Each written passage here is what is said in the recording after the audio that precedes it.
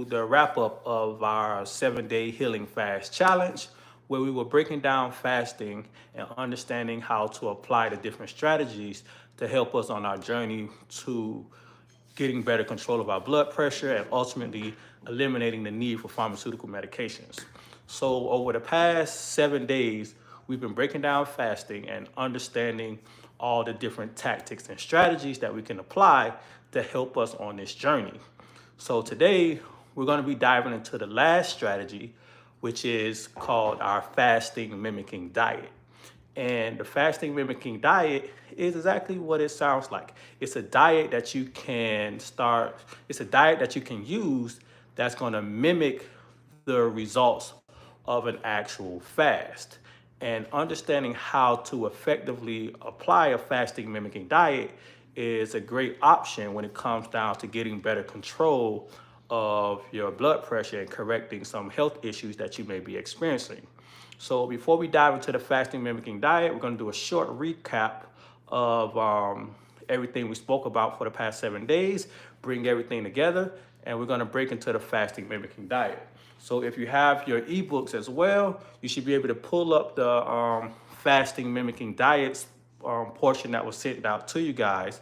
That way you can kind of follow along with what I'm going through. And if you don't have your ebook, don't worry, I'm going to read right through this. That way you can kind of absorb the information, put it together, but you'll still have your ebook or your tool to reference whenever you're ready to just dive back into it and apply this different type of strategy. So to round everything off, we started with the first strategy, which is the intermittent fasting. We spoke about the 16-8 strategy, how to apply it, what to expect while you're doing it, as well as understanding how it's going to benefit you on your journey to correcting your blood pressure issues. We talked about how the 16-8 intermittent fasting is the beginner's level of fasting that anyone can do, no matter what type of issues that you have going on, whether you're dealing with blood sugar issues, what have you. You can start off with intermittent fasting. The main thing is finding where you fit at and making the necessary adjustments. If you struggle with doing the 16 hours, you can always dumb it down to 12 hours and start building from that point on. So if you want to get deeper into the 16 video where we kind of went deeper into that section. The next one, which is a more intermediate level fasting, is alternate day fasting. We talked about how that opens the fasting window a whole lot more. Instead of 16 hours, it's more like 36 hours. And basically, you're just alternating between the days of eating, fasting. And this is something that can help you accelerate along the journey of just getting better control of your health.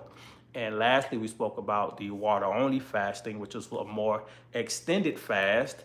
And that's more suited for the individual that's, ready to knock out these issues that they're dealing with, that fits the right profile for this type of fast, because everyone doesn't fit these same profiles. That's why it's important to understand where you fit at with these strategies and get comfortable with applying them and moving forward with them. So today we're going to be breaking down the fasting mimicking diet. The reason I added the fasting mimicking diet into it because there's a lot of information, a lot of research behind it, and it's being used in a lot of health sectors to help people just get better control of their health and apply this diet to get similar results as if they were actually fasting. And the fasting mimicking diet is based off of a diet it's not based off, but it is the diet that was created by Dr. Walter Longo, which is he is the creator of the diet, and he also wrote this book, The Longevity Diet. And basically, he's a doctor at the University of Southern California, and he studies fasting. And as on his journey of studying fasting, he understood the mechanisms of how a fast works, what contributes to fasting, how it affects the body and the different pathways. And along this journey, he found out that you can actually mimic fasting by consuming certain foods. And once you understand the types of foods that you can consume and go within the guidelines or the boundaries of this process, you can mimic some of the results of fasting and be able to continue to heal your body while still eating certain foods and moving along in the same direction. So the Longevity Diet by Walter Longo is a book that it's a boring read. I'm not going to say it's a good book to read. It's a boring read, but it has a wealth of information in it. So if you're the type of person that's interested in learning more about fasting and these different types of strategies, this is a good book to dive into. I'm an avid reader. I read a whole lot. I didn't really get into this book as well as I wanted to, but it was okay. I got a lot of information out of it, especially when it comes down to fasting as a whole. But in this book, The Longevity Diet, he breaks down the fasting mimicking diet that we're going to talk about right now, and he puts forth a lot of information about the healing powers of fasting. So this is a great tool to have to learn more about fasting and applying it, and this will give you some great information. And I got a few other tools that I'm going to share with you guys as we continue to move through this healing fast challenge. So right now I'm diving back into the second portion of the ebook. The first one that you guys had was the 7-Day Healing Fast Challenge ebook that we broke down and went through already. Right now I'm in the Fasting Mimicking Diet ebook, and basically in this section I crunched all that information right into what the diet is, who should do it, who shouldn't do it, what the format or the blueprint looks like for the diet, and how you can apply it, and so forth, so on. So right now, I'm going to break down this last strategy, and that way you can understand if this fasting mimicking diet is something that you want to apply to help you along the way. Me personally, I like to always get my opinion about certain things. I'm not a big fan of the fasting mimicking diet because it requires for you to calculate what you're doing, and it takes a certain amount of preparedness to do so. It's for that person that's really want to dive into it and be specific about their approach. This is the type of thing for them. So in my opinion, intermittent fasting or alternate day fasting, those tend to be a lot easier because you're not consuming anything whatsoever but water or so during that fasting window. But with the fasting mimicking diet, you're still consuming certain things that's going to allow you to still stay in a bit of a fasting state and get the results from this whole process. So let's dive right into it. It's not drag this thing so far along. So we're going to begin with what is a fasting mimicking diet. So the fasting mimicking diet, which is abbreviated FMD when you look it up on any website, is a dietary approach developed to stimulate the effects of fasting, to simulate the effects of fasting while still allowing for some food intake. It was created by Dr. Walter Longo and his team at the University of Southern California.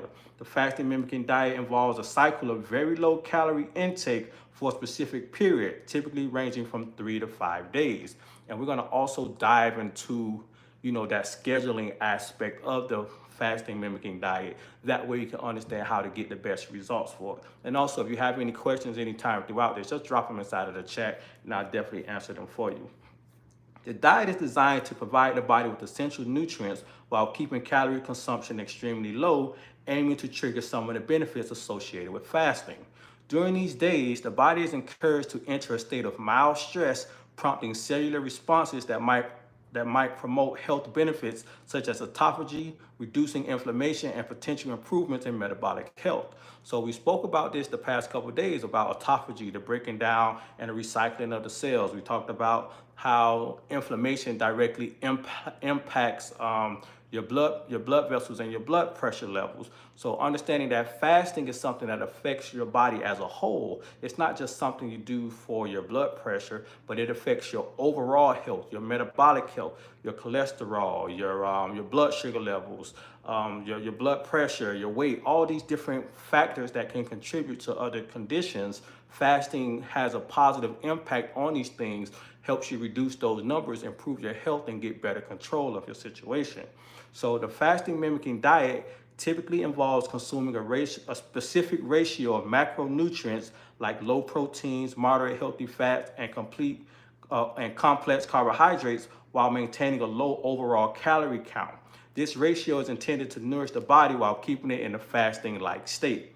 It's essential to approach the fasting mimicking diet with caution and understand proper supervision, especially for those with underlying health conditions or on medications, as drastic changes in the diet can impact various bodily functions. And that's one thing that you should always understand. When you're making lifestyle changes and dietary changes, you should understand your current state of health and what's going to be beneficial for you, because everybody's body is going to be different in some way or some form. So understanding yourself, understanding your current state of health, and understanding the right strategy to apply is going to be very important when it comes down to correctly applying the strategy and getting the benefits that you're looking for to improve your overall health.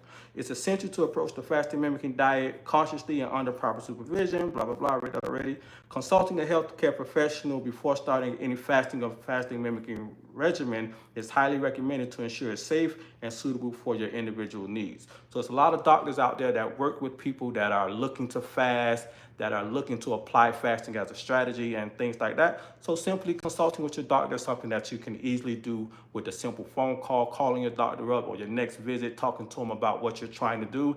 This puts everything together, because now you and your doctor are on the same page, and this will let them know what you're trying to do, and they can even give you some better insights to help navigate you on your journey. And this can actually help you get to where you're trying to be a whole lot faster. So next, who should not do the fasting mimicking diet? So there are some individuals that should stay away from this process. And this right here is pretty general for the individuals that should stay away from it. And I'm gonna just read right through it. So the fasting mimicking diet may not be suitable for everyone. Here's a breakdown of individuals who should approach the fasting mimicking diet with caution or avoid it altogether. Number one is underweight individuals. Those who are already underweight or have a history of eating disorders should avoid the fasting mimicking diet, as it involves a significant reduction in calorie intake, which might exacerbate their condition. Number two, pregnant or breastfeeding women. Fasting or drastic changes in the diet can affect nutrient intake, crucial for health of both the child and the mother and the developing child. It's generally not recommended for pregnant or breastfeeding women, which is pretty logical. Like, if you're nursing, you want to make sure that you're providing the child with the best amount of the highest form of nutrients possible, and fasting isn't going to allow you to do that. Number three, individuals with certain health conditions. People with certain medical conditions such as diabetes, kidney issues, or other chronic illnesses should consult a healthcare provider before attempting the fasting mimicking diets. Any drastic changes in the diet can affect medication and exacerbate existing health conditions. Number four, individuals on medication. Certain medications may require consistent intake of food or specific nutrients. The fasting mimicking diet might interfere with the effectiveness or safety of these medications, so consulting a healthcare professional is something that you want to begin with. Number five, elderly individuals. Older adults may have different nutritional needs and may be more vulnerable to the effects of fasting or drastic dietary changes. They should approach the fasting mimicking diet cautiously or under the guidance of a professional. Number six, individuals with a history of metabolic issues. Those with a history of metabolic issues or hormone imbalances should consult with a doctor before they start this fasting mimicking diet. And that way you can understand exactly where you're at completely, instead of just jumping off the cliff and going through the motions. Understand your numbers, understand where you're at. That way you can tweak your necessary approach and be right in alignment with the journey that you're trying to take. And number seven, individuals prone to hypoglycemia. People who experience frequent episodes of low blood sugar should avoid the fasting mimicking diet. And we're going to tie all these things in together. That way you can see how it fits into your journey to correcting your blood pressure issues. Okay. Warnings about the fasting mimicking diet. The fasting mimicking diet can never be undertaken in association with insulin or medication that reduces blood sugar levels. The use of the fasting mimicking diet can be dangerous for diabetics. Do not combine a fasting mimicking diet with very hot or lengthy showers, because it can cause the risk of fainting. Drive with caution, or don't drive at all until you learn how the fasting mimicking diet can affect you. If possible, apply the strategy in the presence of another person. And this is where we spoke about yesterday, where when you're doing any type of fast, you want to be in a comfortable position. You don't want to have a whole daily agenda in front of you where you're got a whole list of things to do. You're babysitting, you're working and doing all these things. You want to be in a position where you're able to relax and go through this process, at least until you understand how this type of strategy will impact you.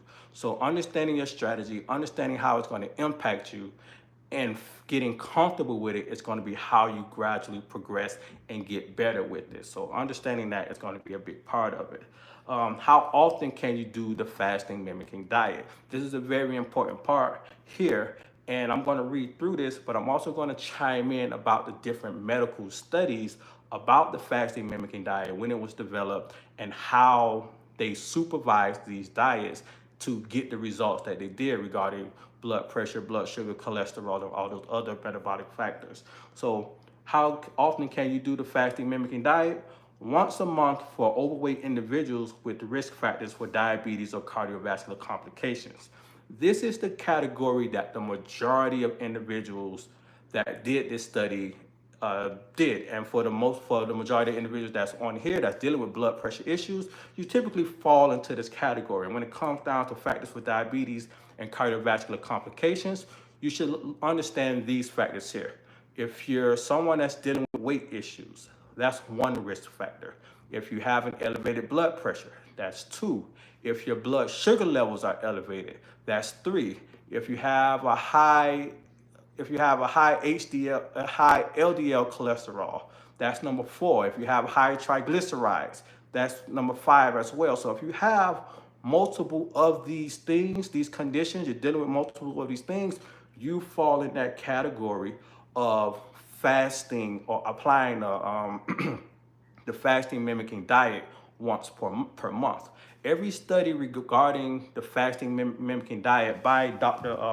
Walter Longo, it was all based around this 5 days, or 5 days of this type of fast, and for the other 25 days of the month, they was collecting data and understanding how the body was responding. So that window, that 5-day window, if you fall in that same category, 5 days once a month is ideally what you're looking to apply, and along with making the other necessary dietary changes to continue to build on the strategy and getting the results that you need.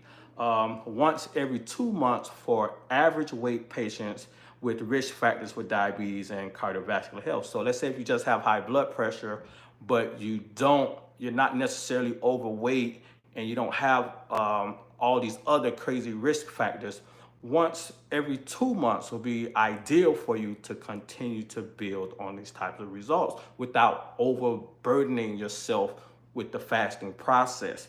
Once every 3 months for average weight patients with no risk factors for diabetes or cardiovascular complications. So if you're someone that you don't have any of these chronic issues, but you're trying to improve your health and gain some of the other benefits from fasting, such as the cellular rejuvenation and all these other great things that occur, once every 3 months is going to be the ideal process.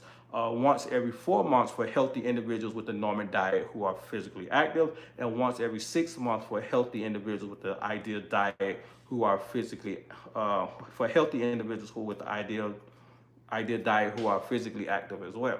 So understanding that there's different categories that individuals fall in, and applying and understanding where you are and applying the strategy is going to allow you to continue to progress the way that you need to and avoid any complications or anything unforeseen throughout this process. So these are very key things to understand here. And one reason this is broken down like this as well is because there's a lot of other benefits that comes with it. Again, it's not just about your blood pressure or your blood sugar levels. It's about your health as a whole and the power of fasting, the power that it has to help you overcome these challenges that you're faced with. So next up, when to start the fasting mimicking diet. Lots of people opt to kick off the fasting mimicking diet Sunday night, wrapping up by Friday night. This choice often revolves around social convenience, as it sets them up to smoothly transition back to a regular diet by Saturday night after a transition diet on Friday night. So just like all the other fasting strategies we talked about, whatever is comfortable for you is going to be ideal, because you might start on a Sunday night and carry it over, but whatever works for you and your schedule, make it happen. There's no specific date or time you have to follow. Just understand the routine, apply it, and make it work for you throughout that whole type of process. Okay, now kind of break down the fasting mimicking diet. For those of us that have the ebook, you might have seen where the calories and the counts and all those different things that was there. Now we're going to break down day 1 all the way to day 6 of the fasting mimicking diet. That way you can understand what it looks like and how it fits into your world when it comes down to fasting. So the fasting mimicking diet, day 1. So day 1 is 500 calories from complex carbs such as broccoli, tomatoes, carrots, pumpkins, mushrooms, etc. Complex carbs. Complex carbs are going to be in the form of whole foods. But when it comes down to whole foods for the fasting mimicking diet, you want to avoid starchy vegetables and fruits as well. You want to avoid berries, fruits, all those things that are high in sugar, and those starchy vegetables, because those will break your fast. They will also give you a higher amount of calories, and it will disrupt the balance that you're trying to create, because during the fasting mimicking diet, you're minimizing your caloric intake, and you want to stay away from all those other those specific types of complex carbs, such as the fruits and the starchy vegetables, and stick with the non-starchy vegetables that are gonna fit better into your role when it comes down to your caloric intake. So 500 calories from complex carbs such as broccoli, tomatoes, carrots, pumpkins, mushrooms, etc. It's a big list of them. Just understanding where you fall into that category. Now, when it comes down to counting your calories, understanding the type of vegetables that you're consuming during this process and how many calories that they contain is going to be very important. And this is what we talked about in the beginning, where you're going to have to actually do the work to count your vegetables, or not count your calories, and understand this process to accurately apply it.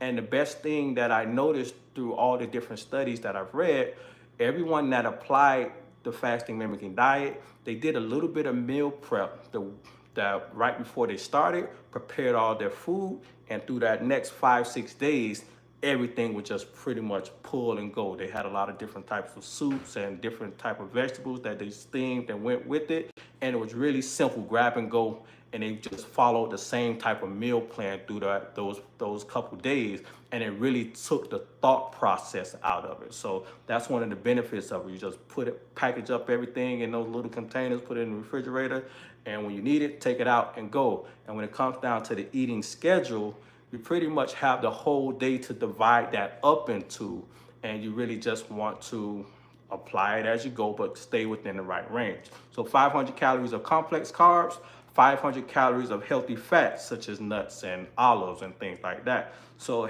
those healthy fats are going to be another 500 calories that are going to help nourish your body and keep you moving in the right direction, but not necessarily affect the fasting process. So, being mindful of what those 500 calories of these healthy fats look like is going to be important. Such as, I think, I'm not even actually sure how many calories was in an avocado, but understanding what particular healthy fat that you choose, and understanding what's inside of it and how much you can have is going to be important. So portion out whatever avocado, olives, or nuts that you're going to have, portion it out. That's going to be your 500 calories for that particular day, and that keeps you in that 1,000-calorie balance to allow you to nourish yourself as you move through, but allow that fasting aspect to continue to roll to get those benefits. Now, during the challenges as well, during this fasting aspect that they break down here, he also had his individuals take a vitamin supplement. And that vitamin supplement was to just ensure that they continue to get specific nutrients throughout this whole process. They had one multivitamin supplement. He also had them take some omega-3s and omega-6 supplements throughout this process, just to continue to provide the body with specific minerals to just help them along the way through this process. They also were allowed to have sugarless tea, 3 to 4 cups per day, as well as 25 grams of plant-based proteins per day, mainly from those same nuts that they had. and also unlimited amounts of water. So the really simple process, 1,000 calories, and along with the supplementation that he provided for them, as far as multivitamins, omega-3s, omega-6, and just the unlimited unsweetened tea that they could have throughout that whole process. So really, really simple strategy. The main thing is finding those comfortable, complex carbs that fit inside of that category. The broccoli, the tomatoes, the carrots, the pumpkins, having some type of soups or broths and things like that. It keeps the calories low. It kind of nourishes the body a bit. And that way it's still not breaking the fast, and you can still just continue that whole fasting cycle. And that's where you're allowed to kind of hit your taste buds, nourish yourself, but still mimic that fasting process, because you're not allowing your body to break that fast with the foods that you're consuming. So day one just consists of 1,000 calories, along with the supplementations that he provided, that he suggested that they take, and unlimited water, just making sure you stay hydrated. Now day 2 through day 5, it gets a little bit tighter. Day 2 to day 5, it went from 1,000 calories to 800 calories. And that may not seem like a big shift, but 200 calories when you're already on a calorie restriction diet, that's a big number. It gets a little bit more intense, and you have to just dial it back and understand exactly what you're consuming. The same type of strategy, bringing it down from 1,000 calories to 800 calories, tightening it up, making sure you're taking the multivitamins that's suggested, and all those other same rules apply. And for the next from day 2, 3, 4, and 5, 800 calories is where you're going to be at. You're going to still be in this fasting mimicking state. And the main thing about it is the flexibility that you're going to have. You don't have to consume all this in one meal, one sitting. You have the whole day. If you're able to go the first 12 hours without consuming anything, that's awesome. That puts you in a better position to where when it's dinner time, you can have the whole 1,000 calories at that point, or you could break it down from lunch to dinner, however you decide to do it. But whatever your window looks like, it works for you. You just know that this is your limitation. That 1,000 for the first day, that 800 for the second day, it puts you in that position to understand your body and make the necessary adjustments. And this is where you kind of understand and see the effects that this fast has on you. But you're still in control, because when you're ready to consume something, you still can, as long as it falls within that guideline. So that's day 2 through day 5. Really simple. Just the main thing is the preparation process. Day 6. Day 6 is a transition day, and you should only consume complex carbs such as fruits, vegetables, nuts, and seeds. So day 6, you're transitioning back into your regular diet. And when you're transitioning back, fresh fruits, fresh vegetables is going to be the ideal thing to help you continue to roll through. And one thing that we have to understand is that, although the fast is very important, how we transition out of our fast and the lifestyle habits we continue with after our fast is going to be key to sustaining the results of our fast. Many people go on a fast and they do things that's health promoting, but when they come out of it, they go right back into the things that cause them to have those health complications or these health issues. So understanding, as you transition out of your fast, you want to continue with the health promoting diet. Fresh fruits, fresh vegetables are going to be the first thing for that transition day. But once you go back into day 7 and the rest of the days, you want to continue on a health promoting path. Reason being, when it comes down to blood pressure, your blood pressure is regulated by specific minerals: potassium, magnesium, calcium, sodium, zinc, antioxidants, vitamin D. All these things play a critical role in regulating your blood pressure. And the best place to get all of these essential nutrients is by eating more fresh whole foods: fresh fruits, fresh vegetables, nuts, seeds, whole grains. All those things have an abundance of all those essential nutrients. And we spoke about it in several of our other challenges about the best foods to get potassium, magnesium, the calcium, the sodium, the fiber, all those different things. So understanding that transition is going to be a really important aspect of it. So what to expect during the fasting mimicking diet? Some people may feel weak during parts of the fasting mimicking diet. Others say they feel more energetic. Me personally, although I haven't done the fasting mimicking diet myself, every time I fast, I feel more energetic. I do remember times where I felt weak while fasting, but now I'm at a state where I feel a lot more energetic when I'm fasting. I have a lot more energy. I can actually, like for instance, every morning when I go out for a run, I'm usually still in a fasting state. And when I'm not in that fasting state, I feel a little more sluggish than I typically do. But I usually feel a lot more energy when I'm fasting. So everybody's a little bit different. But one thing about it, as you apply a fasting strategy to your lifestyle, your body adjusts. And it doesn't take months or weeks for this to happen. Your body starts to adjust as you start to make these necessary changes. And this is where you kind of reap the benefits of the fast or the strategy that you're applying. And this takes us back to documenting your journey. We spoke a lot about documenting your journey to understand how the strategy that you're applying is impacting you. So you want to be able to see how your weight comes down, or your blood pressure comes down, or your cholesterol comes down, or whatever numbers are being impacted. That way you have an understanding of the strategy and you're not just flying blind, just doing something you heard on YouTube and trying to figure it out. Document your journey. Figure out how it's working for you and tweak it and make the necessary adjustments to get the impact that you need. Or, just if it's working, keep turning the knob and turning it up and making sure you be consistent with it. So documenting the strategy is going to be important.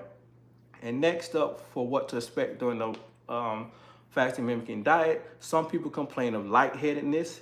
This effect is usually reduced by day 4 and eliminated entirely by the second or third time applying the fasting mimicking diet.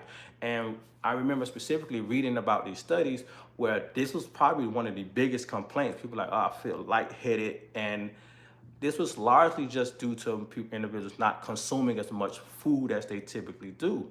But every individual that stayed a part of that specific study, as they went through the next cycle of the fasting mimicking diet, they all mentioned how they felt so much better the next time. The first one was hard. The next one got a whole lot easier. Then the next one was easier than that one. And they progressively got better. So understanding that these symptoms that you may experience while fasting, a lot of them are just detox symptoms that our body's moving in the right direction, eliminating things that are holding us back. So we spent all this time, toxifying our body, eating and doing whatever we want. When it's time to come out of that, we got to release a lot of these things. And it's never a comfortable thing, because if it was comfortable and easy, everybody will be doing it. So understanding your why and reaffirming yourself that, my goal is to get off the pharmaceutical medications and get back in control of my health. That nausea that you may experience, or that lightheadedness, it comes in waves. It's going to come and go. But reaffirming yourself and understanding the process is going to help you get to the end goal that you're ultimately trying to reach. Next one. Most people feel hungry during the first few days, but it's greatly reduced by day 3 and day 4. Of course, you're going to feel hungry because you're breaking your calorie consumption down to 1,000 calories the first day. Typically, most people are consuming upwards of 3,000 calories each and every day from the food that they're consuming. But when you're in a fasting state, you're drastically dropping that. So you're gonna feel some hunger surges that come through it, but understand it comes in waves as well. And as you progress through this process, it really, really dies off. It's hard to explain how you haven't eaten much food in a couple of days, yet you're not hungry. Trust me, your body starts to turn things around and makes the necessary adjustment. Even though you're not eating any food, this doesn't mean that the nutrition process has stopped, because once you stop giving your body the building blocks, it goes to utilizing the nutritional storages that you're holding in, that excess stomach, that body weight that you're holding around, that excess fat in these different areas. Those are all nutritional storages, and your body unlocks that through fasting and starts pulling those stored up nutrients out and utilizing it for the nourishment process, and this keeps this whole process going. Some people suffer body aches that disappear once they resume to a normal diet. For myself, body aches was one thing that was pretty big for me when I first began fasting. I remember laying around and my body just aching for no particular reason. It wasn't too bad, but it was quite odd because I've never experienced body aches to that degree. But I noticed it while I was fasting. Once I got up and moving around, it felt a little better. And once I settled, it would still be a little weird. But once I broke my fast and continued with my health promoting strategies, I started to see the decrease in that type of symptoms. And as I continued to learn about it, the light bulb comes on in my head like, oh, that's what I was experiencing. Oh, wow. Okay, I get it. And that's one of the key things that I can take about fasting is that the more you learn and educate yourself about the process and what to expect, and you start applying it, it's just you start to put two and two together and be like, oh, I experienced this. It wasn't that bad. I did the fast the next time. I didn't even experience it at all. Okay, this means I'm getting better. And now you're climbing the stairs. And if you're documenting your journey, you start to see the progression of your health, getting better, recovering, and ultimately you want to apply these strategies to get to where you need to be. So those are the things that you can expect during the negative things. So now the positive aspects. Here's some of the positive effects associated with the fasting mimicking diet. Number one, it's always going to be weight loss. Anytime you reduce the calorie intake, your body's going to break down that extra storages and it's going to break down that fat, turn it into fuel, and you're going to lose weight. The fasting mimicking diet can lead to weight loss by creating a calorie deficit over the fasting period. Most important thing is when you start back eating, you're going to gain some weight back because you're going to be putting more fiber back into the digestive tract. That's going to put more weight on you. But we have to understand the type of weight that fasting removes when you apply it. So when you're fasting, fasting directly impacts what's called your visceral fat.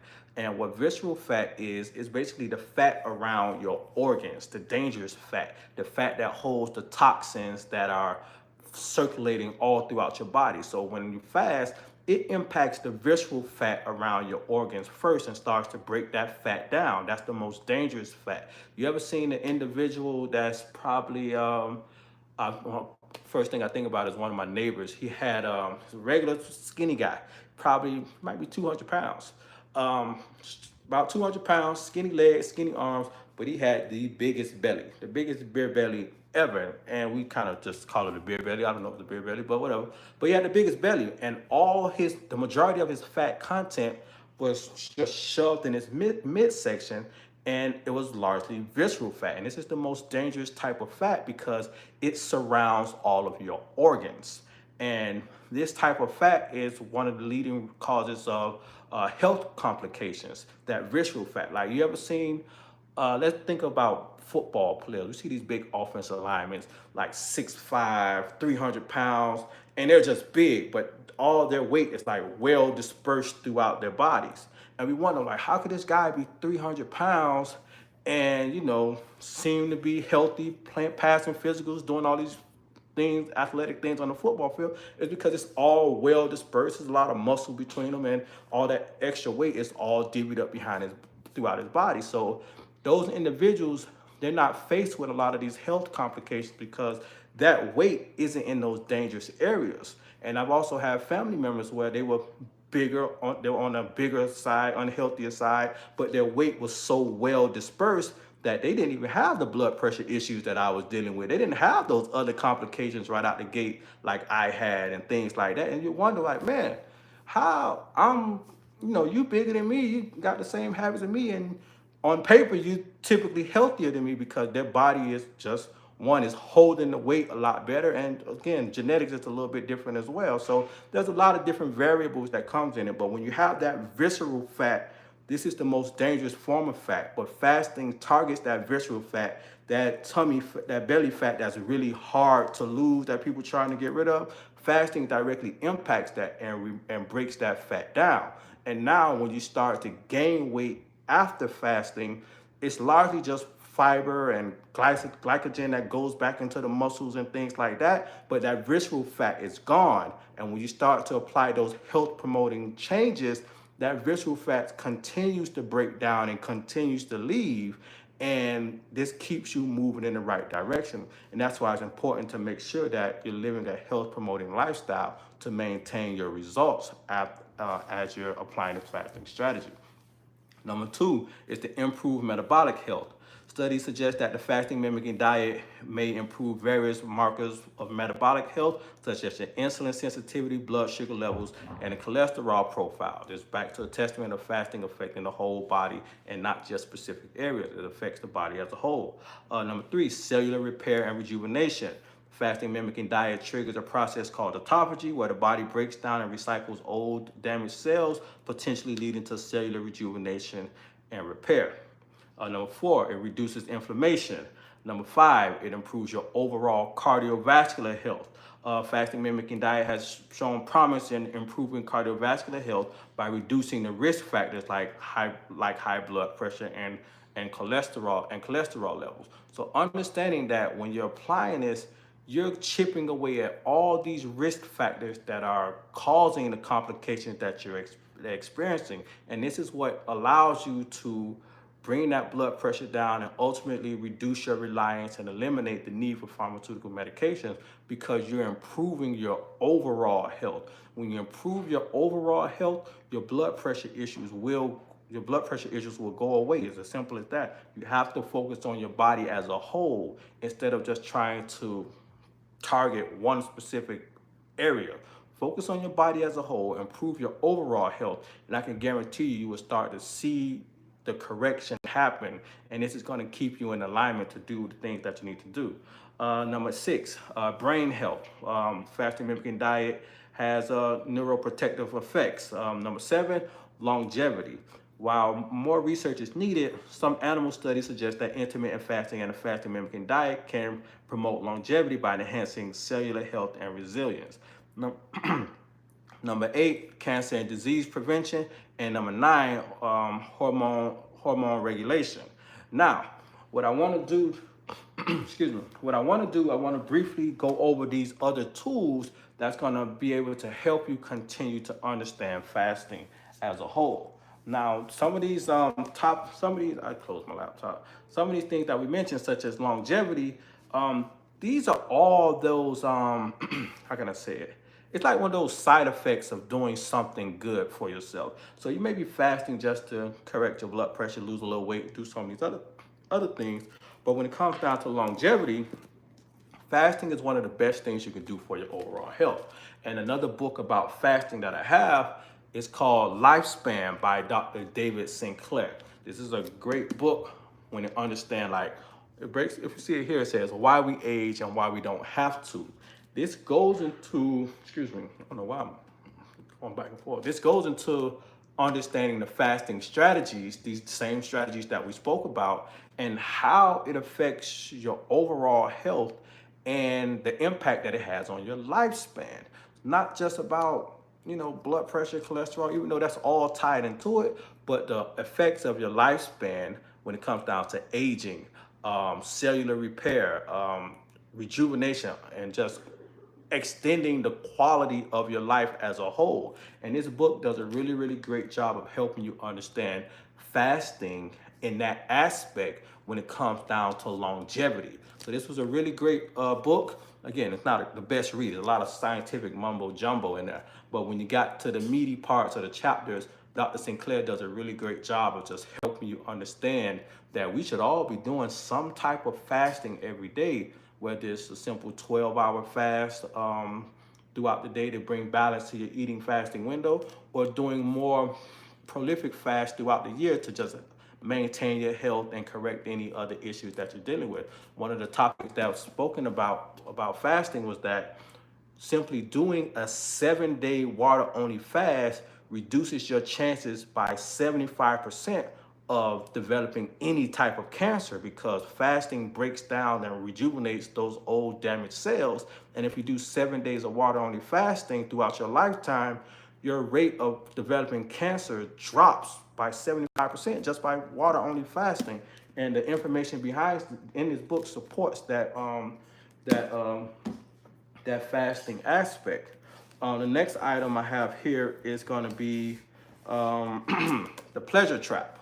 This is another book about fasting, but it's more so about the things that causes us to be addicted to the food that we eat, hence the name The Pleasure Trap. The Pleasure Trap, mastering the hidden forces that undermines health and happiness. This was one of the first books about fasting that I read by Dr. Alan Goldhammer and Douglas Lau. This is a really great book when it comes down to understanding why you have that sugar addiction or why you have those cravings and why you're triggered by certain things, and it helps you understand how our food and our senses and the dopamine, all these things are impacting our choices and why it can be so hard to do things like fasting. But most importantly, it provides a lot of tactics and strategies that can help you get over the hump when it comes down to applying fasting and getting comfortable through this process. And Dr. Alan Goldhammer is probably one of my favorite doctors in the world. I watch him all the time. I've studied a lot of things that he does. And when it comes down to fasting, he's probably the leader. I'm not gonna say probably. He is one of the leaders in the field of applying fasting for correction of blood pressure issues. So whenever you do have time, simply type in Dr. Alan Goldhammer on YouTube. He has a really great podcast interview with what is this guy's name? He has a really great podcast interview. The guy's name come to me, but he talks about 40-day water only fasting in a long aspect. But he talks about the different studies and strategies that he applied to help his clients, his patients rather, get control of their blood pressure through fasting and understanding that whole process. So The Pleasure Trap is another great read. Really simple, really easy. It's not all scientific and medical. It's really for the average individual just to blow through. It took me like a day to read this, and it's a really great read. I actually like this book right here. Next up, another tool is going to be the Complete Guide to Fasting. This is one of those basic tools that's really, really helpful. A warning about this book. This is like this doctor that created this book, Dr. Jason Fung. He's like a keto diet. He's a keto doctor. He does a lot of keto diets and all those other great things there, and he gets really good results with the strategies that he applied. I like what he do when it comes to fasting, although I'm not on the same page as him when it comes down to his dietary habits. Reason being, I saw many people apply a keto type diet and they tend to yo-yo back and forth. Seen a guy that worked with me before lose 100+ pounds, changed jobs, time went past, saw him again, he was twice as big as he was the first time, just back and forth, back and forth. And it just seems to be something that just happens. People that do the keto diet, they just yo-yo back and forth. Although some do get great results, but I don't think it's sustainable. That's my personal belief. And as all other medical literature and doctors go back and forth, it's just something I never got with when it comes to keto. But one thing I can say is the Complete Guide of Fasting is a great tool when it comes down to understanding fasting strategies. Really simple book. It goes into intermittent fasting, alternate day fasting, water only fasting. Most importantly, it goes deeper into fasting when you're dealing with issues like diabetes and things like that. The Complete Guide to Water Only Fasting is something that it will provide you with some really great insights a lot deeper when it comes down to the different types of fasting strategies. And you can get all these books off of Amazon as well, like just simply like $9-10 a book. And the main thing is just take the time, read it, and apply it. And I can guarantee you, you'll continue to pick up information that's going to allow you to be more comfortable during the fasting process, because that's the main thing. Understanding and being confident during this time frame that you can do it. And once you get through the first fast, it's like, oh crap, man, I got this. And you see your results and you document it and you do it again and you double down on your results. It's just that process that's going to keep you going. And the last one is by Dr. Bragg, Paul Bragg. Everybody pretty much know him. He's the guy that used to own apple cider vinegar. I think somebody else bought it. I think Bill Gates or somebody bought it now. But the Miracle of Fasting. This is a pretty good book about fasting. Really simple. To be honest, a lot of junk in here too, but it's really good when it comes down to understanding fasting, how the body works, and just building up that confidence to understand the different process. So one thing I can say, all these different books are in alignment with each other when it comes down to the power of fasting. All these different doctors are world renowned and all the things that they've been doing. and it's really just not shined upon when it comes down to fasting. Fasting isn't something that's talked about too much in the mainstream media. Reason being because it's no money in fasting. You don't make money by fasting. Like, you stop eating. Nobody wants you to stop eating because you stop spending money when you stop eating. So fasting isn't something that's pushed in the forefront. But a lot of these different doctors have been applying it in their own practice and been getting great results. And they've been helping individuals like yourself, myself, understand it through reading and gaining knowledge that way, and effectively applying it in the comfort of their own homes to get the results that they need to help them improve their overall health. So these are all some great books here. The Longevity Diet by Dr. Walter Longo, Lifespan by Dr. David Sinclair, Pleasure Trap, Alan Goldhammer, Douglas Lau, The Complete Guide to Fasting, Dr. Jason Fung, and Paul Bragg with The Miracle of Fasting. These are some great introductory books that you can use to continue on your journey. And again, it's all about just applying the different strategies. I've watched many people sit through these different type of lectures like this, absorb all this information, but never apply it. You absorbed it, you're here, apply it, give it a try. 3 days, maybe 5 days. Document your journey, see how you felt, and keep moving forward. Fasting is one of the best things you can do for your overall health. But understanding how to safely apply it and understanding the process is going to help you get the results that you need. And this is ultimately going to help you get to the end goal, which is eliminating the need for pharmaceutical medication. So with that being said, if you guys have any questions, feel free to drop them in the chat.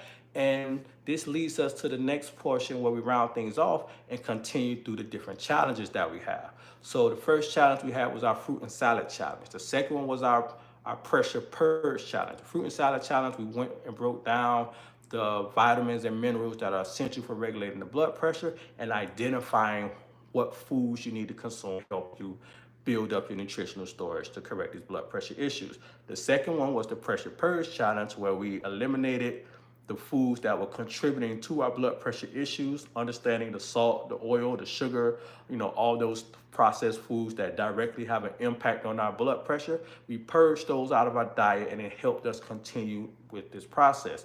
The third challenge was, I think this was our third challenge actually. The third challenge was our fasting challenge here, where we're understanding how to apply fasting along with these other strategies from these other challenges, and we're dominoing and building on these. So right now, if you've been a part of the past couple challenges, you should be understanding the fruit and salad challenge, adding 3 to 5 servings of fresh fruits throughout your day, and eating a nice large salad to continue to build your nutritional storage, as well as eliminating those problematic foods that are contributing to the diet. And now adding a fasting strategy on top of that, that's going to continue to allow you to compound those results. Because again, getting to the root cause of your blood pressure issues requires that you apply the different tactics and strategies and improve your overall lifestyle. And these challenges allows you to do so. So next up, we're moving into our Fit for Life Challenge 2.0, because again, this is the fall winter season. The last one we did was in the summertime. So now we're going to 2.0 our Fit for Life Challenge. That way you can understand how to create more movement for yourself no matter where you are. Right now, the seasons change. This morning went outside, it's like 55 degrees. I'm in South Florida, but me going for a run, it was a little sketchy because I wasn't used to it. But seasons change, weather change, and now we have to understand how to continue to create movement for ourselves, although we're faced with these other complications. One thing that we have to know is that this time of the year is the most dangerous time for individuals that are dealing with cardiovascular issues, diabetes, high blood pressure, these complications. Most people, let me say this right. The majority of heart attacks and strokes happen on Christmas Day. Most people have their heart attacks and have strokes on Christmas Day. And the second highest amount of heart attacks and strokes happens on the day after Christmas. And ironically, the third highest amount happens on New Year's. So understanding that the 3 highest days for cardiovascular complications are right in front of us: Christmas Day, the day after Christmas, and New Year's. And a lot of this has to do with our environment and the things that we have going on around us. It's the holiday season. There's a lot of stress going on. A lot of things are happening. And we can see, like, in our world today, there's a lot of inflation, a lot of things that are happening that's a bit stressful. That's one issue. Number two, we're not creating enough movement for ourselves. It's cold in a lot of areas. We're not moving or exercising in the way that we should be. And now this opens the door for these issues to occur. When it's colder, your blood vessels already constrict to try to keep you nice and warm. But when the blood vessels constrict, now the blood pressure increases. And when you don't have control of that blood pressure and that vessels constrict and the blood pressure increases, now the risk for strokes or heart attack, it rises up with that. So understanding how to create more movement, no matter where you are, what you have going on in the comfort of your own home, these are all key aspects when it comes down to the preventative measures, along with continuing and doubling down on your other strategies, because during this time of the year, the holiday season, we tend to overindulge in foods that we typically wouldn't be consuming,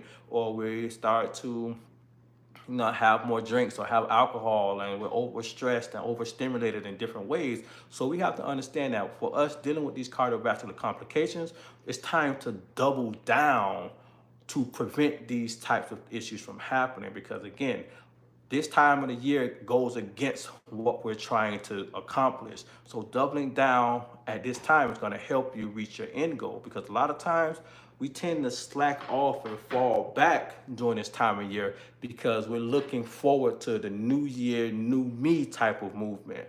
But understanding that right now is one of the best times to start making these adjustments and doubling down on them to help you keep moving in the right direction. So our Fit for Life 2.0 challenge is going to be the next one that's coming up. I'll be releasing it most likely tomorrow or the day after. I'll send out the email to everyone else. And we're going to be doubling down on understanding how to create more movement for ourselves, what these different tactics and strategies look like. And they're going to be designed for you to be in the comfort of your own home. So it's really no excuses. It's just really about just doing it and setting the clock and just getting it done, basically. So we're going to be talking about the different tactics and strategies to make sure that you are comfortable with creating a movement routine and understand what's safe and what's best for you. So we'll be releasing that in the next day or so. I'll send out all the emails. You'll also see the links here and there. And that way you can continue on your journey of understanding your blood pressure issues and working towards getting to the root cause. So with that being said, this wraps up our Healing Fast Challenge. If you missed a day, the links, if you missed a day, the videos from each day is already up on YouTube. Just simply type in Healing Fast Challenge and you'll see 1, 2, or whatever days all pop up. And that way you can review and continue to absorb the information. But with that being said, I appreciate you all for tuning in.